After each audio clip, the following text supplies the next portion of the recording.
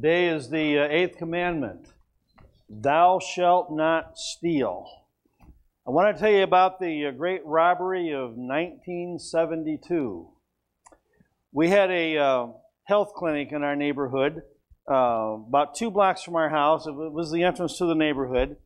And if memory serves me correctly, there was a foot doctor, a family practice physician there, a dentist, a couple of other doctors, and a drugstore, all in this building. Now, the drugstore was set up where you could pull in the parking lot and go in the front door, or you could go into the back door of it through the hallway that went out to all the doctor's offices. Just inside of that back door was all the lower shelves that had all the kids' toys on it and comic books and different things like that. One day, and this kind of shocks me because I guess I can imagine my grandkids at this age maybe sneaking off. 3, 5, and 6-year-old boys went the 2 or 3 blocks from where we lived over to that drugstore. They had been in there many times, probably with their parents, coming out of the doctor's office, and they went in through the back door of the drugstore and took a whole bunch of toys. They took them back home, and they were playing with them there in the neighborhood, and all of a sudden, we heard one of the mothers yelling, "Bobby, what are you having? Where'd you get it from?" And after investigating a little bit, the mothers found out the kids had gone over to the drugstore and had stolen this stuff from the drugstore. Kind of a comical story, but the parents, I remember the mothers leaving the neighborhood, walking with the kids, checkbooks in hand, and walking over to that drugstore, the kids carrying the bags with toys that the mothers had put them in. They returned them to the druggist. They paid for anything that the kids had destroyed that couldn't been returned, and those kids had to apologize to that druggist. And if I remember correctly, those kids were pulling weeds in their parents' front yard and around their shrubberies for a couple of days. Those kids learned a big lesson. You don't take what doesn't belong to you. They also learned restitution, and I believe they probably learned to respect the ownership of items that weren't theirs and to leave them alone. I think about this whole thing of not stealing, and it just brings up a lot of questions in my mind about little things that we do.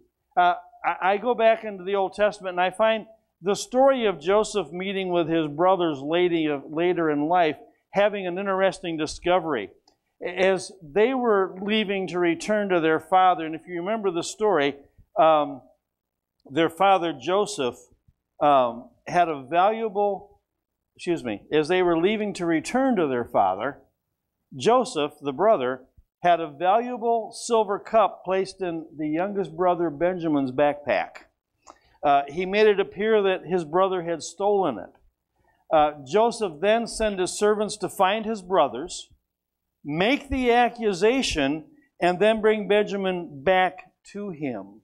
Of course, the whole plot was to cause his father to come so he could reveal himself to him once again, who he was, and that he was going to take care of them in spite of the great famine that was going on in their land. The thing that I find amazing in this story is the fact that these evil, wicked brothers who had sold Joseph into slavery years before thought of Benjamin being accused of stealing being associated with sin. And if you look in Genesis chapter 44, you find they also believe that stealing was a reason for death. It was a serious situation. I look at stealing and I think about it and I realize that it's the ultimate assertion of a greedy, lustful way of life. It's taking what isn't ours from somebody else without permission. The 8th commandment forbids it. Thou shalt not steal. Now, I looked up a whole bunch of verses on different things that talk about theft. Ephesians 4:28, which I think is going to be up on the screen in just a second, says, anyone who has been stealing must steal no longer, but must work, doing something useful with their own hands, that they may have something to share with those in need. I looked down through a whole bunch of scriptures, and just the references are going to be up there. Things that go along with this that were forbidden as well. Robbery, kidnapping, receiving stolen goods, fraudulent dealings, cheating, removing signs of ownership, oppression, extortion. And those are found in Psalms and 1 Timothy and Proverbs and 1 Thessalonians. From one end of the Bible to the other, we find all of those verses. Here's an interesting story that I came across. It came out of England in March of '97, and it was reported by AP Newswire. Reverend John Papworth declared from the pulpit, it is okay to shoplift. He said, I don't regard it as stealing, but as a badly needed reallocation of resources. He added that one should not steal from small local grocers, but from the large chains. His theory, Jesus said, love your neighbor. The local grocer's your neighbor. The person who owns the chain store is not your neighbor, and it's okay to take from them and give to your neighbor who are in need. I found that an amazing, amazing story. So don't steal from the corner store. Go to Walmart and do it. That's basically what it's saying to do. It's okay if you go to Walmart or Myers or something like that and take something, but don't take it from the neighborhood store where you know the owner. I don't care what he says. The Eighth Commandment says, don't steal. It requires us to be truthful.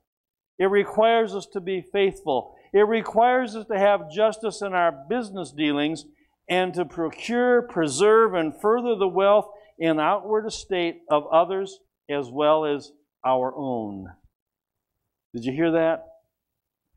We're to help further the wealth and outward life of others as well as our own.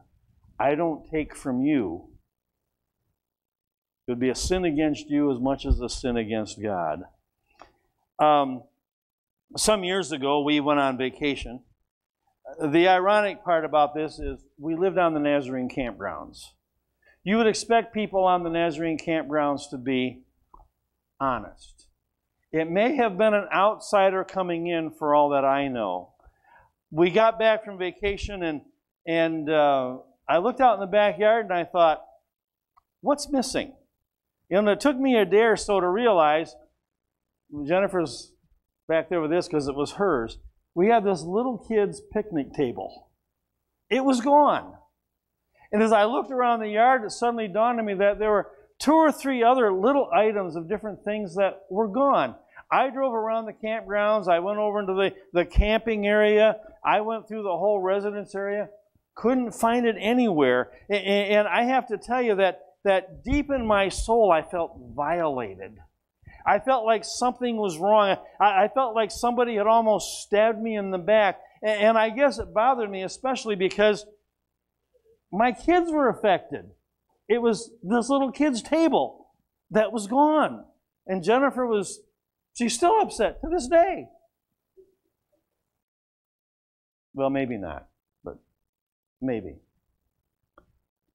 We had a metal fire ring, a big truck tire ring, behind our home up there until a few years ago. And we get up there one day, and I went out in the backyard, and the fire ring's gone.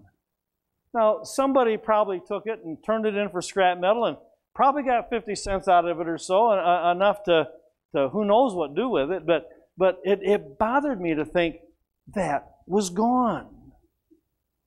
When we take somebody from somebody else, we're not just sinning against God. We're sinning against that person. We are affecting them as well as we are. It's the ultimate in selfishness, taking what doesn't belong to us.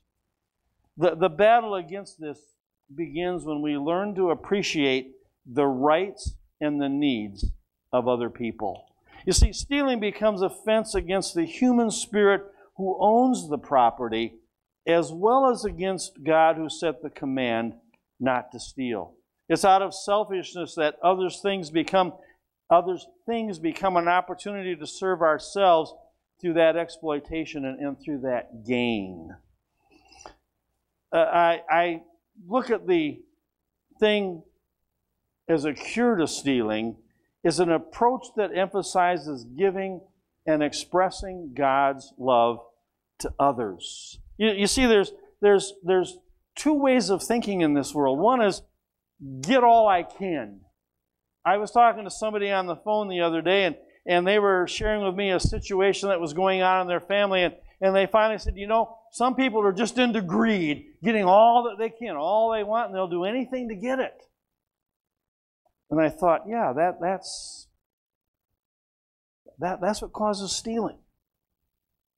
The other way of thinking is helping others be generous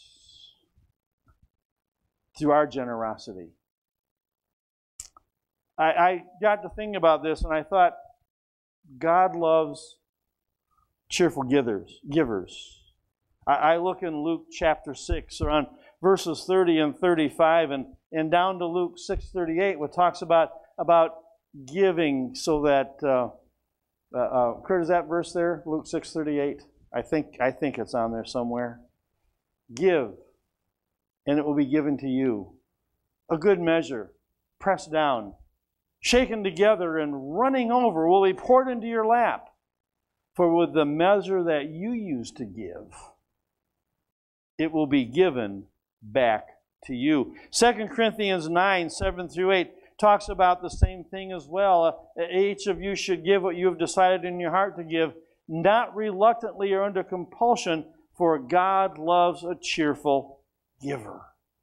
I have to tell you that there's been times in my life that I have looked at things and situations, and I'll just tell you, my wife's a lot more generous than I am.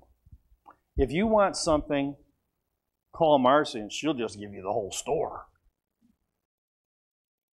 Don't call me, because there's times that I'll look in my wallet and go, all that's in there is moths.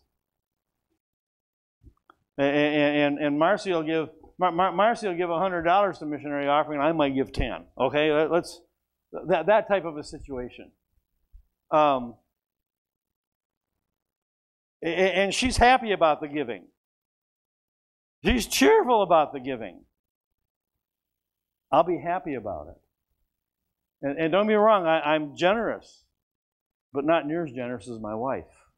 And I keep looking at this thing about God loves a cheerful giver. And I need to work on being a more cheerful giver. Well, I look at this whole thing about giving, and the fact is, the more we give, the more God gives us back. I'm not preaching prosperity here. I'm just saying, when you're generous with God, you're generous with others, the generosity comes back to you. And it's a lesson that we just all need to learn. Well, I look at stealing and I think, do I steal? How do I steal? Do I borrow things? Every once in a while I'll get home from the church and I'll reach in my pocket and oh, there's the ink pen that was paid for with church money, and it's in my pocket, and I took it home. Now, I work out of my home office about as much as I do the church office, and so there's times that I get up here and there's ink pens from home in my pocket as well. Is that stealing? I stop and think about times when I have worked in the business world and I've gotten from home and oh, yeah, there is an ink pen in my pocket that came from work. Is that stealing? Well, you see, there's some fine lines there. Did I do it on purpose? No. Did I take it back? I hope so. Memory serves me correctly, I did. Did I take it on purpose? Because I didn't have any ink pens at home. If the answer is yes, then it's stealing. And I fear that so many times we do little things like that without thinking about it. And we need to stop and check ourselves once in a while and say, did I steal without knowing it, without being aware? I look at stealing, I think about advertising that we see all the time. Yeah, you see, right now there's all these commercials that are being run by, is it Comcast is putting down AT&T because they're claiming that AT&T says, we will give you the highest speed internet. And there's this guy on there whose name happens to be Greg, who's been lying all these years about how fast AT&T is. Well, let's face it, there's deception in advertising. And if they deceive us in advertising, are they falsely stealing our money? We need to think about that in our own lives as well. Am I stealing from other people by being maybe not totally telling every bit of the truth sometimes, withholding information? Can I deceive in actions? Can I deceive as in my words and things I say, and is that stealing from the situation? I have to ask myself, if I'm being paid to work and I'm sitting at my desk and I'm goofing off, is that stealing from my employer? If they're paying me to work and I'm goofing off, yes it is. Goofing off used to be sitting there just shuffling your pencil around or maybe doing a crossword or something. Now goofing off is getting on the computer and watching for your boss to walk up and shutting that page down before your boss gets there.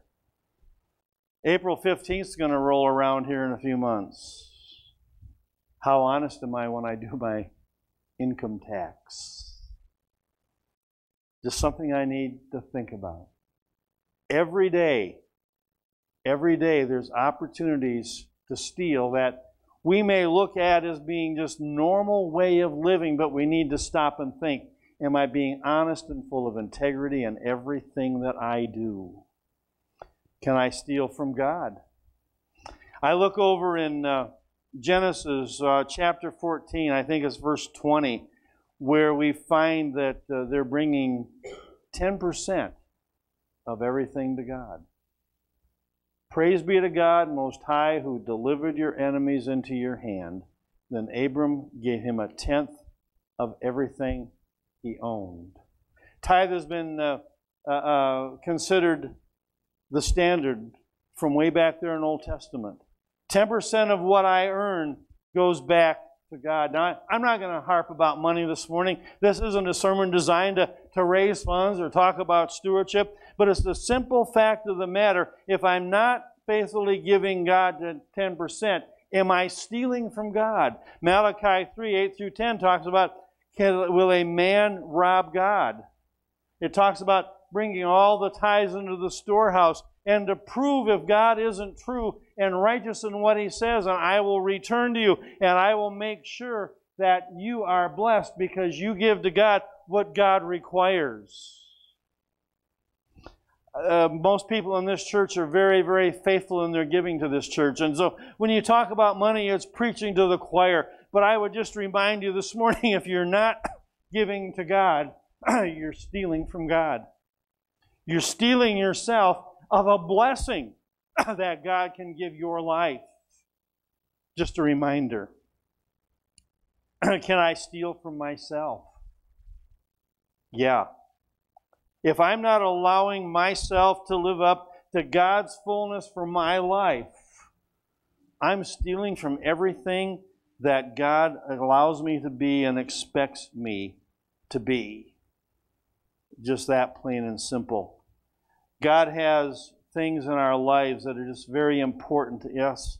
He has put things in our lives that are important to Him. And if we don't allow Him to work in our lives to let us live up to the full potential, we're stealing from our joy. I've really been thinking about that a lot lately. Lord, help me to live to your full potential for my life so I can live in your full joy. I had a book some years ago that talked about the non-negotiable, unalterable terms of your life. Things that you just know in your mind that you're not going to do. And while that book mentioned things like, as you're growing up, I will not do drugs, that settles the question. If someone comes up to you and offers you drugs, you're just not going to do them because that's one of the terms of your life you're not going to do. I look at the 10 Commandments. They become non-negotiable, unalterable terms for my life.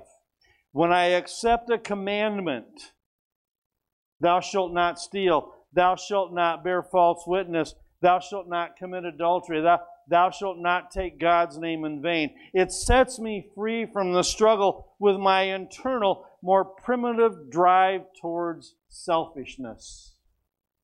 And it just simply says, I'm going to live for God. I'm not going to do this. I'm going to do the positive thing in place of it. I'm not going to steal. I'm going to be a giver. And it just reminds me, live God's way, and we'll be so much better off. And in His time, we'll find Him just working miracles in our lives because we honored Him.